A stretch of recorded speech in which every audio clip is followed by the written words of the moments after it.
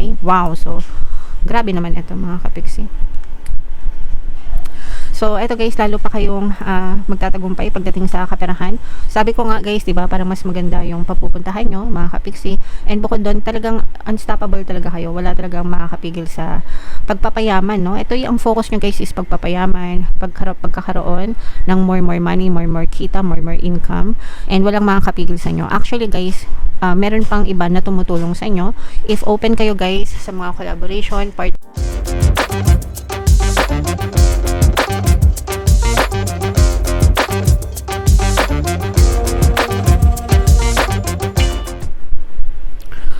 Hello guys, hello Libra, welcome back to Pinay Pixie Tarot. Ang pamagat ng episode natin for tonight is second quarter kapalaran guys, para ngayong April, May, June para sa Libra, Sun, Moon, Rising Sign and Venus.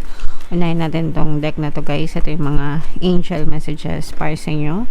Wow! So, meron tayong luminosity guys. Ibig sabihin nito, maliwanag, maliwalas yung inyong pamumuhay ngayong second quarter ng 2026. Especially guys, kung kakagaling nyo lang or kakatapos lang ng mga problema, na kung naka-experience kayo ng mga problema sa buhay, mga kapiksi, magiging maayos, magiging maaliwalas, magiging maalwan yung inyong pamumuhay right now, Libra. Okay? So, maganda yan guys. I-mind nyo na yan sa comment section, mga kapiksi. Yung next na message naman para sa inyo guys, meron tayong creativity. Ito guys, hindi naman to mag-resonate sa lahat, pero sa mga kapiksi natin na may mga hilig, no, sa creative arts, mga kapiksi, may mga skills, may mga talento, ibig sabihin yan, maaari nyo magamit yung mga skills nyo and kaalaman nyo para mas lalo nyo pang mapaunlad yung inyong pamumuhay. So kung meron kayong mga talento guys, no, i-explore nyo, gamitin nyo para makatulong sa inyo, Libra. In another message guys, meron tayong compatibility guys. Ito naman ay sa love relationship, romantic relationship guys, no? For some of you, ibig sabihin maganda yung compatibility nyo ng inyong partner or specific person, and magiging dahilan yan para magkaroon kayo ng harmonious na relationship sa isa't isa, guys. Okay? Alright. So, comment down below. Ito guys, i-mind nyo na tong maaliwalas na buhay, itong compatibility, ganyan. I-mind nyo na yan sa comment section, mga kapiksi. Ito naman sa love guys, tingnan naman natin yung mga energy surrounding your love guys.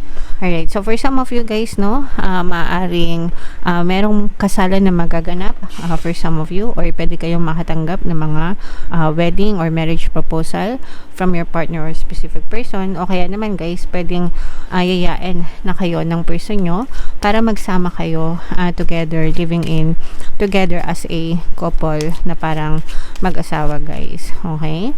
Alright, and another message para sa inyo guys, this could be the one, no? So maaring siya na talaga yung the one, kaya nga yung iba sa inyo magpapakasal na kasi magsisettle na kayo for committed relationship guys, kasi nga maaring yan na yung person na feeling mo para sa iyo na Libra. Okay?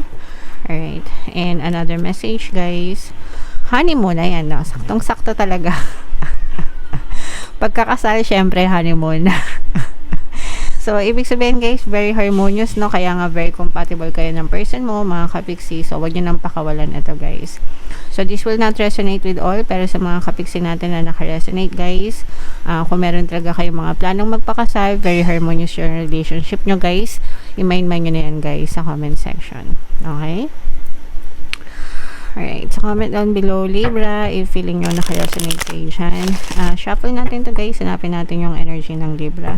Habang sinashuffle ko to, panoorin nyo muna yung video natin regarding sa ating paano mag-manifest ng abundance video course.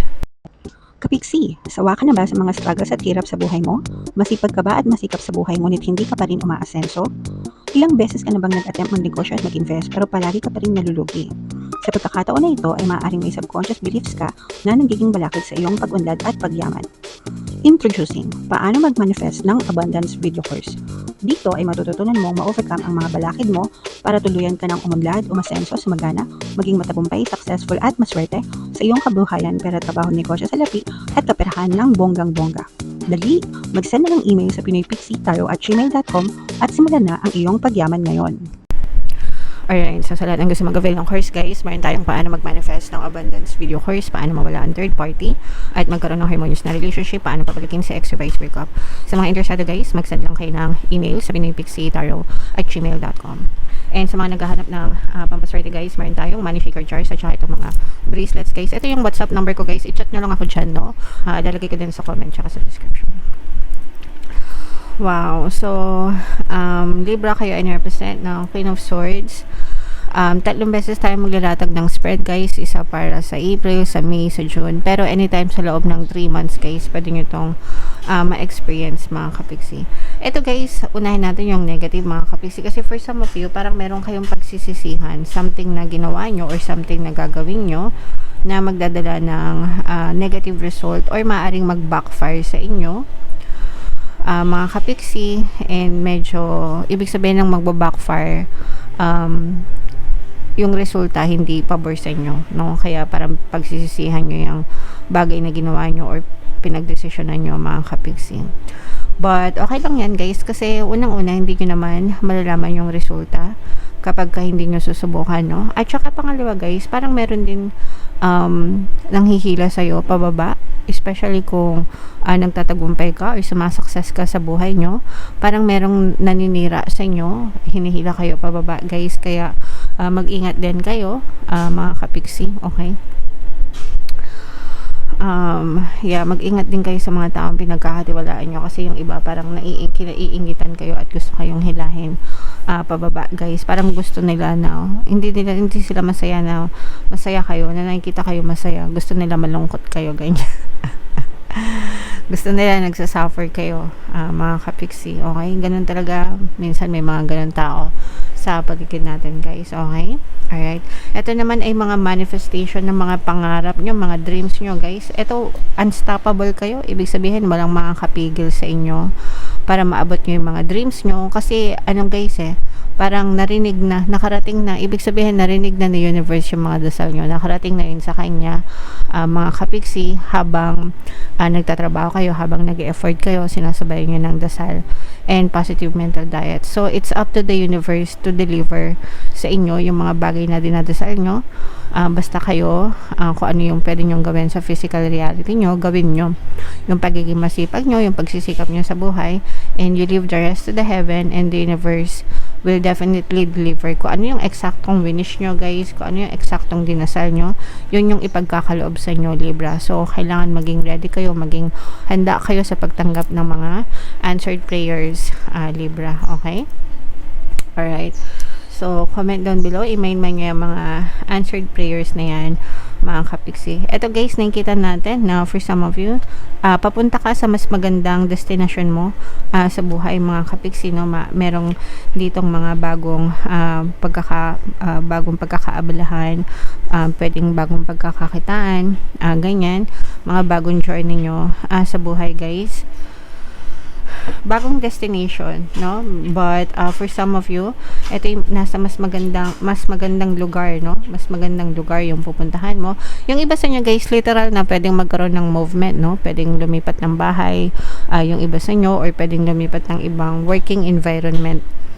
Guys, kung nagbabala kayo na lumipat ng mga trabaho or lumipat ng pagkakakitaan, pero yung destination nyo guys, yung pupuntahan nyo, mas maganda compared sa kung ano yung meron, kung nasaan ka ngayon mga kapiksi. So you will be in a much better place, in a much safer space, which is yun talaga yung deserve nyo. So ito guys, talagang binibigay sa inyo ng universe kung ano yung mga deserve nyo sa buhay. Yung iba sa inyo guys, may chance din na makapagbakasyon, makapag-relax guys ngayong season na to, and summer season yan, no? Itong April to June. So it makes sense na yung iba talaga sa inyo nagta-travel for vacation mga kapiksi. So samantalahin nyo lang yan guys, okay? And yung iba sa inyo guys, no, mas nagiging strong din kayo kasi mas natututo kayong masterin yung pagkakaroon ng peace of mind, kapayapaan, marunong na kayo, kumbaga marunong na kayong mandedma sa ibang tao, sa mga nega, sa mga basher sa paligid nyo, and you're focused more on yourself, more on your goals, mga kapiksi. So, ganun talaga dapat guys, no? Dead mo lang sa mga tao sa paligid. Ang importante is, ikaw palagi, yung sarili mo, okay? Wow! So, grabe naman ito mga kapiksi. So, eto guys, lalo pa kayong magtatagumpay pagdating sa kaperahan. Sabi ko nga guys, diba, parang mas maganda yung papupuntahan nyo, mga kapiksi. And bukod doon, talagang unstoppable talaga kayo. Wala talagang makakapigil sa pagpapayaman, no? Ito yung focus nyo guys is pagpapayaman, pagkakaroon ng more money, more kita, more income. And walang makakapigil sa inyo. Actually guys, meron pang iba na tumutulong sa inyo. If open kayo guys sa mga collaboration, partnership, especially kung mga freelancers kayo or mga independent guys, earning, at saka yung mga nagsa-side hustle, mga kapiksi, no? At saka yung paggamit ng social media or SOCMED technology guys, makakatulong yan sa inyo. Pero pwedeng ano to guys, no, maging dalawa yung resulta. It's either positive or negative kasi although may mga supporters kayo, pero meron din mga bashers guys, no. Expect nyo na meron din mga magbabash sa inyo, especially sa social media. But syempre doon tayo focus palagi sa positive guys, no. Hindi naman maiwasan may mga basher guys. Yung mga basher, may sakit sa utak yung mga yan. Okay, so it's not your fault, wala kang ano doon, hindi mo yun kasalanan, unless na meron ka talagang ginawang hindi maganda. Pero yung binabash ka ng walang dahilan, mga kapiksi, may sakit sa utak yung mga nambabash na yun, mga kapiksi. So it's not you, it's them, guys. But eto guys, talagang nararamdaman natin yung pag-success mo, pagtagumpay mo sa kaperahan, mga kapiksi, ngayong 22nd quarter ng 2026 guys, okay? Lalo pang dadami yung inyong mga sources of income. And yung iba sa inyo guys, no, nag-heal yung mga problema nyo, gumagaling yung mga pinagdadaanan nyo. Ito guys, no, kaya nga you're having a brighter sky, mas maliwanag kasi naghihilom, no. Kumbaga na-fix yung mga issues nyo, yung mga trauma nyo, yung mga negative emotions nyo nawawala guys, no. And you're starting to heal. You're starting to heal yourself, your inner self, and your outer world is also healing. Ibig sabihin, hinihil mo yung kalooban mo, kaya yung sitwasyon na na-experience mo panlabas, nag-heal din. Ibig sabihin, nagiging maayos, mga kapiksi. So, the change will always come within first, mga kapiksi, para mag-reflect yan sa outside world mo. Alright? Okay. So, yeah. Comment down below, Libra, if feeling nyo nakaresonate kayo dyan sa mga messages na yan, mga kapiksi. And yung mga magaganda dito guys, no, i-main nyo na sa comment section guys. For more tarot readings, ito yung playlist nyo. Ito naman yung ating success stories ng paano mag-manifest ng abundance video course. Panoorin nyo tong video natin guys about money shaker jars. Thank you for liking, sharing, and subscribing. See you next time guys. I love you all. Have a nice day. Bye bye.